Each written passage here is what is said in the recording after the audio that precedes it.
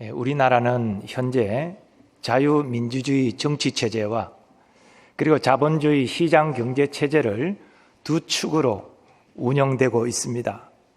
자본주의 체제는 개인의 경제 수단을 사유화하고 또 이로 통해서 이익의 극대화를 추구합니다. 그러므로 자본주의 시장경제체제 안에서 살아가는 사람은 이 부를 가장 가치 있는 것으로 여기게 됩니다. 그러나 오늘 본문의 사복사화 말씀은 전혀 그와는 다른 말씀이 나옵니다.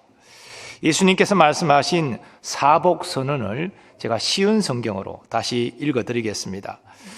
가난한 사람들은 복이 있다. 그것은 하나님의 나라가 저희들의 것이기 때문이다. 지금 굶주린 사람들은 복이 있다. 그것은 너희가 배부르게 될 것이기 때문이다. 지금 우는 사람들은 복이 있다. 그것은 너희가 웃게 될 것이기 때문이다. 인자 때문에 사람들이 너희를 미워하고 너희를 배척하고 욕하고 누명을 씌울 때 너희에게 복이 있다. 그날에 기뻐하고 뛰어놀아라. 이는 하늘에서 너희의 상이 크기 때문이다. 그들의 조상들도 예언자들을 그렇게 대하였다.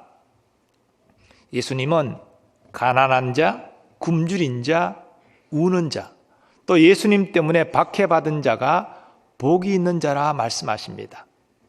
그리고 예수님은 4가지 화를 선언하셨습니다. 역시 쉬운 성경으로 제가 읽어드립니다. 그러나 너희 부자들은 화가 있다. 너희는 이미 위로를 다 받았다. 지금 배부른 너희들은 화가 있다. 너희가 굶주리게 될 것이다. 지금 웃는 사람들은 화가 있다. 너희가 슬퍼하며 울게 될 것이다. 모든 사람들이 너희를 칭찬할 때에 화가 있다. 그들의 조상들도 거짓 예언자들을 그렇게 대하였다. 예수님은 부자, 배부른 자, 웃는 자, 사람들에게 칭찬받는 자는 화가 있는 자다라고 말씀하십니다. 오늘날 세상은 금수저를 물고 태어난 사람을 복 있는 자라 말하지 흙수저를 물고 태어난 사람을 복 있는 자라 말하지 않습니다. 그러므로 오늘 예수님의 이 사복사화 선언은 세상 사람들은 도저히 이해할 수 없는 말씀입니다. 우리 믿는 자들도 참 받아들이기 어려운 말씀입니다. 그러나 이 말씀은 예수님의 말씀입니다. 하나님의 말씀이요 진리의 말씀입니다. 그렇다면 예수님은 어떤 의미로 이런 사복사화 선언의 말씀을 하신 것입니까? 먼저 이 말씀을 이해하기 위해서 우리 이 말씀을 문자적이고 절대적인 의미로 받아들여서는 안 됩니다. 물론 사복선언 중에는 인자이신 예수님으로 말미암아 고난받은 자가 복이 있다는 말씀이 있습니다. 이 말씀은 문자적으로도 진실이고 또한 절대적인 의미에서도 사실입니다. 예수님이 마태복음의 8복 말씀에 보면 이와 비슷한 말씀이 나타납니다. 그러나 예수님께서 가난한 자, 굶주린 자, 우는 자는 무조건 복이 있는 자이고 그리고 부자, 또 배부른 자, 웃는 자, 사람들에게 칭찬받는 자는 무조건 화가 있는 자라 그렇게 말씀하신 것이 아닙니다. 이걸 문자적으로 절대적인 의미로 받아들이면 우리는 당장 가난해야 되고요. 굶주려야 되고요. 울어야 됩니다. 그래 복이 있는 자가 됩니다. 또 우리 중에 부자요, 배부르고 웃고 사람들에게 칭찬받으면 우리는 저주받은 자입니다. 이건 성경 전체의 맥락을 살펴볼 때 적절한 이해가 될 수가 없습니다. 그렇다면 우리는 이 본문의 말씀을 어떻게 이해해야 됩니까? 본문의 복과 화는 우리에게 어떤 의미가 있습니까? 그 핵심을 이해하려면 본문을 상대적인 의미로 이해해야 됩니다. 즉 가난한 자, 굶주린 자, 또 이로 말미암아 우는 자, 이런 자는 복 있는 자가 될 가능성이 크고 반면에 부유하고 그래서 배부르고 그래서 웃고 사람들에게 칭찬받는 자는 화 있는 자가 될 가능성이 크다는 것입니다. 왜 그렇습니까? 오늘 본문의 이 복과 화가 재물의 문제와 관련돼서 시작되는 것을 우리는 유의해야 됩니다. 본문의 복 있는 자의 시작은 가난한 자로 시작되는데, 이 가난이라는 단어의 문자적인 뜻은 구걸할 수밖에 없는 절대 빈곤 상태를 의미합니다. 절대적으로 가난하기 때문에 굶주릴 수밖에 없습니다. 오랫동안 굶주리니까 고통스러워 울게 됩니다. 이런 사회적 약자, 예수님 당시에 많이 있었습니다. 그들은 자신의 힘으로 그 구조적인 그 문제를 해결하지 못하고, 그들은 계속 가난해야 됐고, 계속 굶주려야 됐고, 이로 말미암아 울어야 됐습니다. 자기에게 아무 소망이 없습니다. 그러므로 이런 사람일수록 하나님을 찾고 의지할 가능성이 큰 것이지요. 예수님 당시 어떤 사람이 예수님을 주로 따라다녔습니까?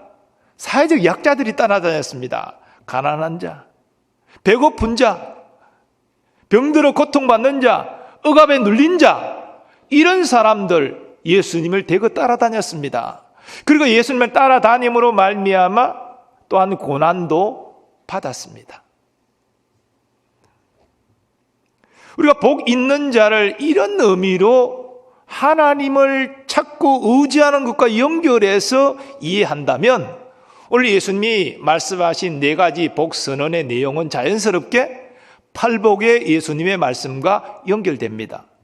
심령이 가난한 자는 복이 있나니 천국이 그들의 것이며, 애통하는 자는 복이 있나니 그들이 위로를 받을 것이며, 의에 줄이고 목마른 자는 복이 있나니 그들이 배부를 것이며.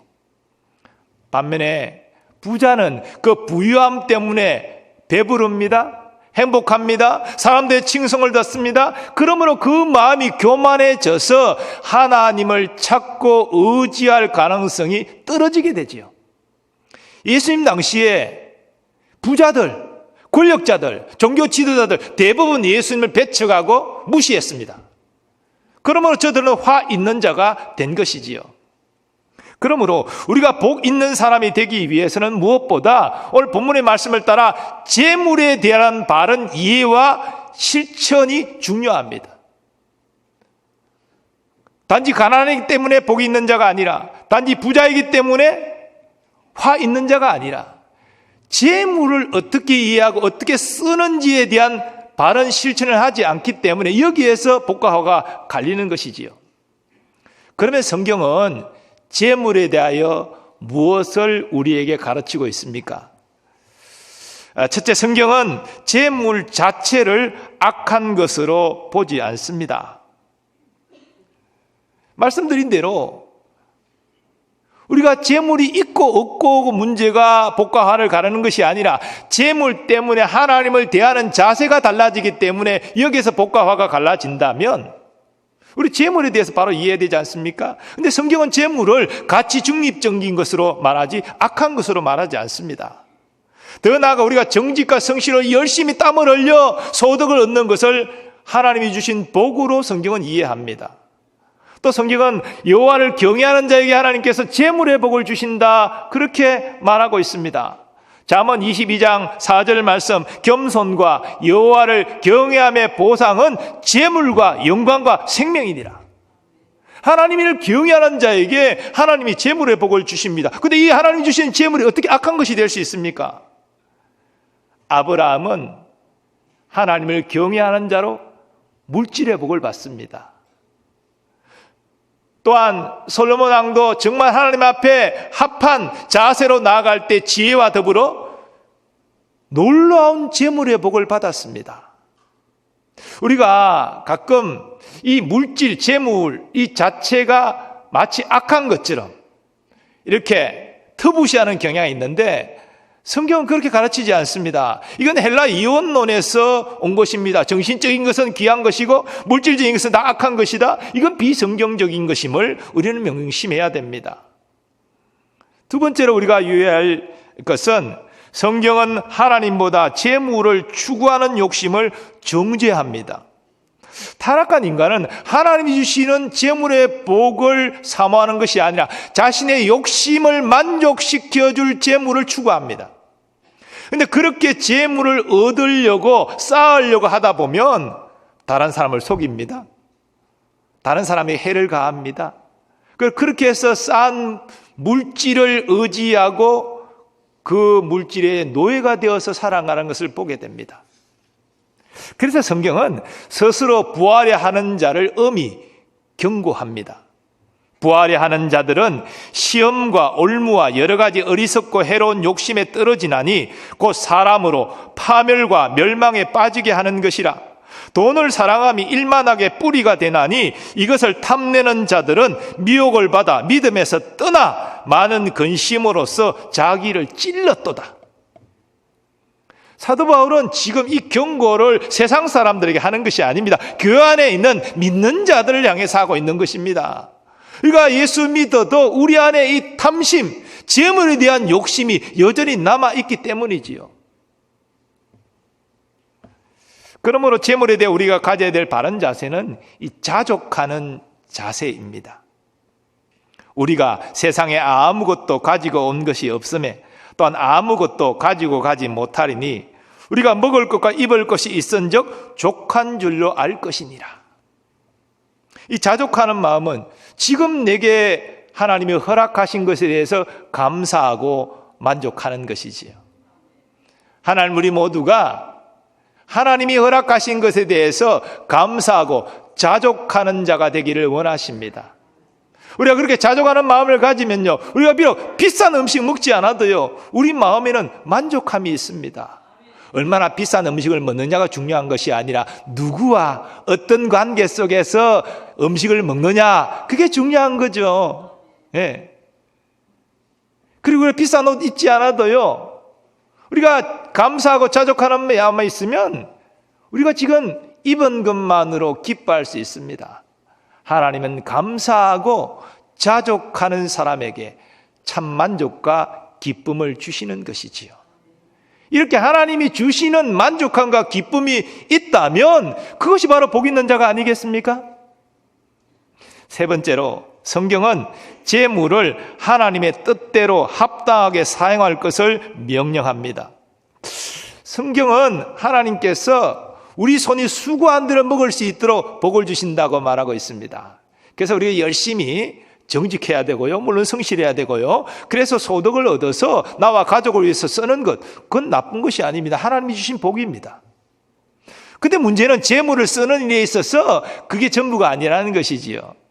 또한 성경은 하나님이 주신 것에 대해서 선한 청지기가 되어서 하나님의 뜻대로 재물을 쓸 것을 또한 명하고 있습니다.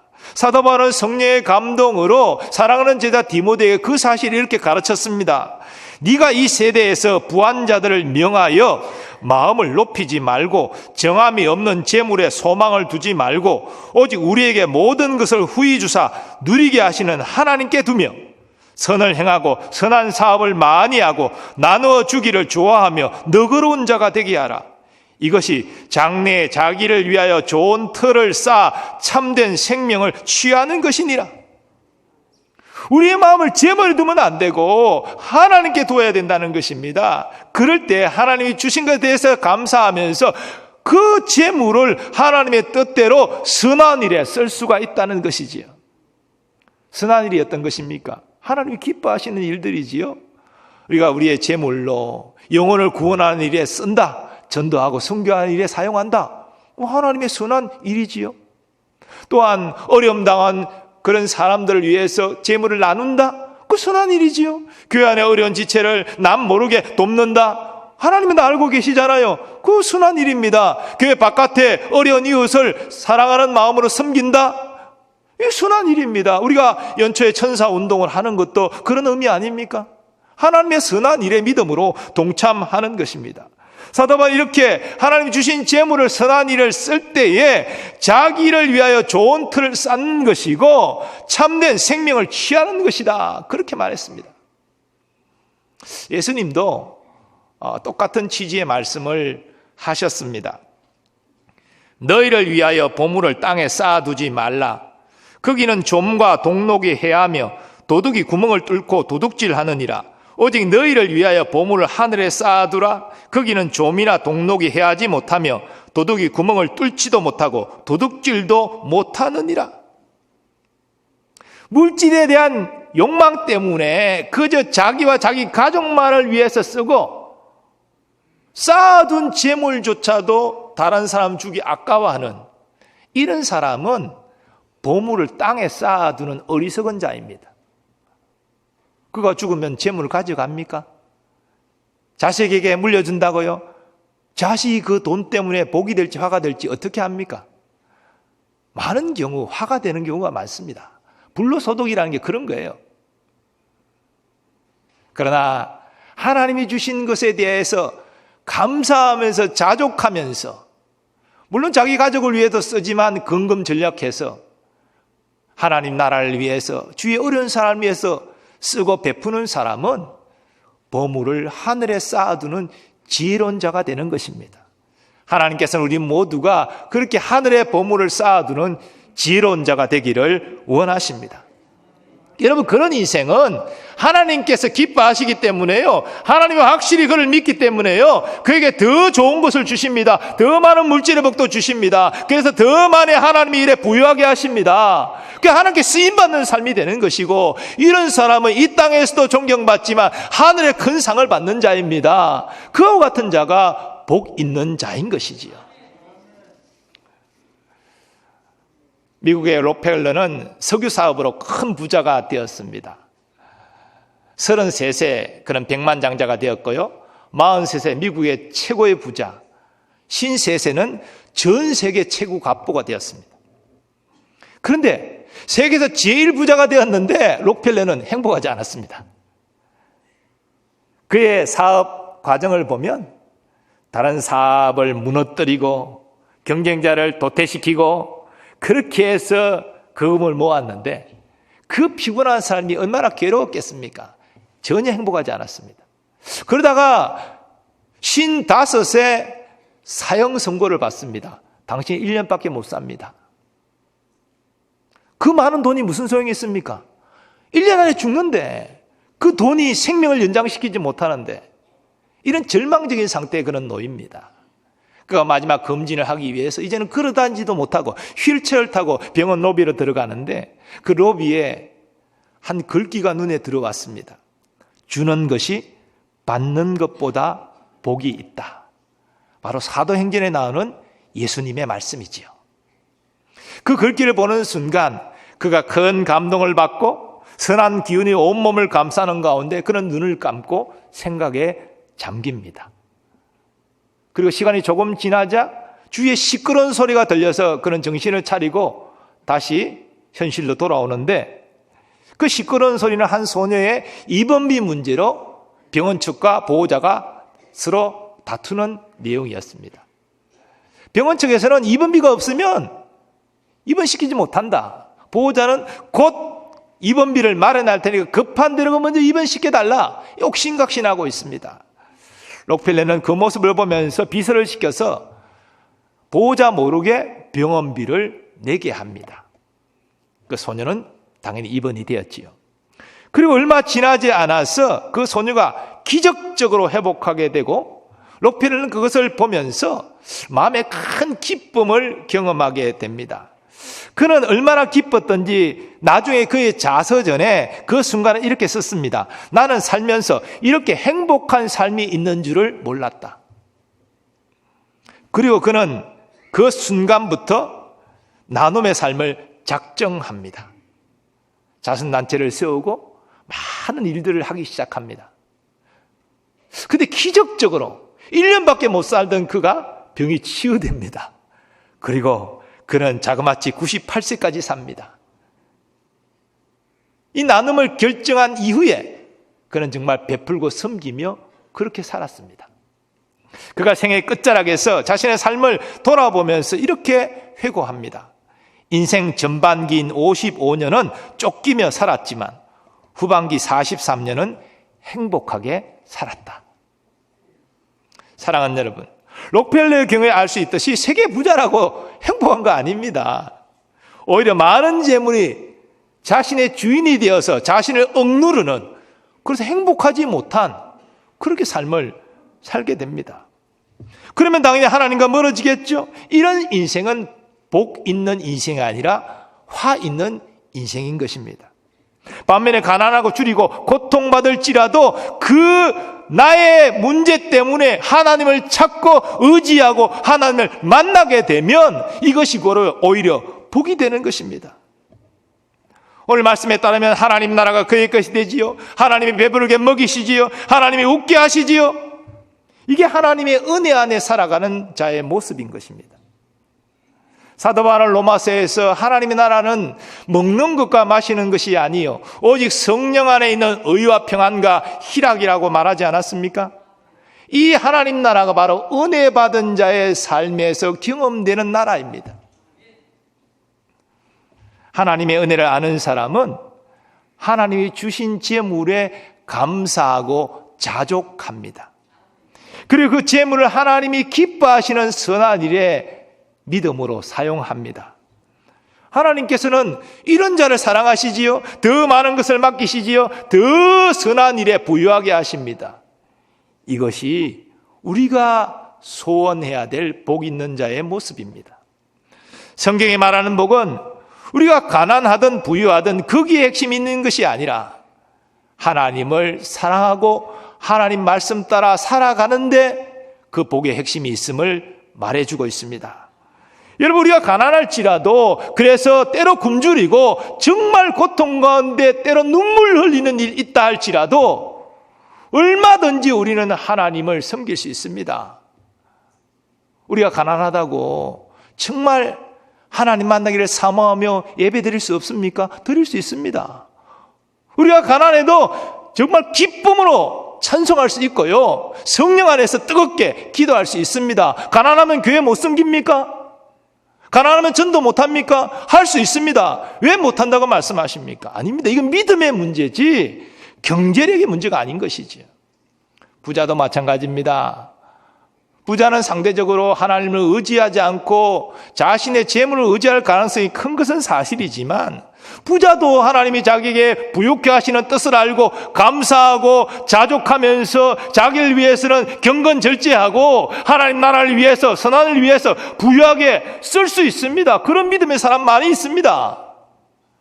부자도 하나님 만나기를 사모함으로 똑같이 예배드릴 수 있고요. 기쁨으로 찬양할 수 있고요. 간절히 기도할 수 있고요. 또 자신에게 주신 물질로 교회를 섬길 수 있고요. 전도하고 선교하는 일에 헌신할 수도 있습니다. 성경에 말하는 복의 핵심은 물질에 있고 없고에 있는 것이 아니라 그 모든 상황 가운데 감사하고 자족하면서 하나님 말씀에 순종하는 데 있다는 것이지요.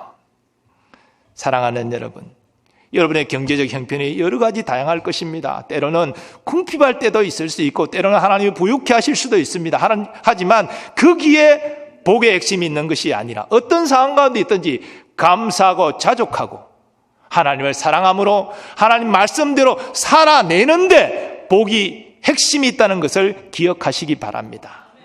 그래서 우리 형편 처지에 있어서 그대로 있는 모습 그대로 하나님께 나아가서 하나님을 예배하고 찬송하고 기도하고 하나님 주신 그 건강과 재능과 은사 따라 섬기고 복음 전하고 우리에게 주신 물질을 어려운 이웃을 위해서 쓰고 섬기고 나누면 하나님이 함께 하시는 복 있는 인생 되는 것입니다.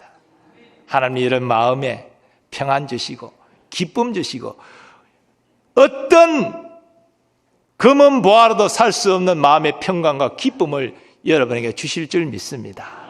그래서 여러분의 걸어가는 길이 바른 진리의 길이고 그 끝에 하나님이 여러분을 두 팔 벌려 영접하여 주시고 착하고 충성된 종이라 칭찬하시고 예비하신 상급과 면류관 베풀어 주실 줄 믿습니다. 이와 같은 복 있는 자가 되시기를 예수님의 이름으로 축원합니다.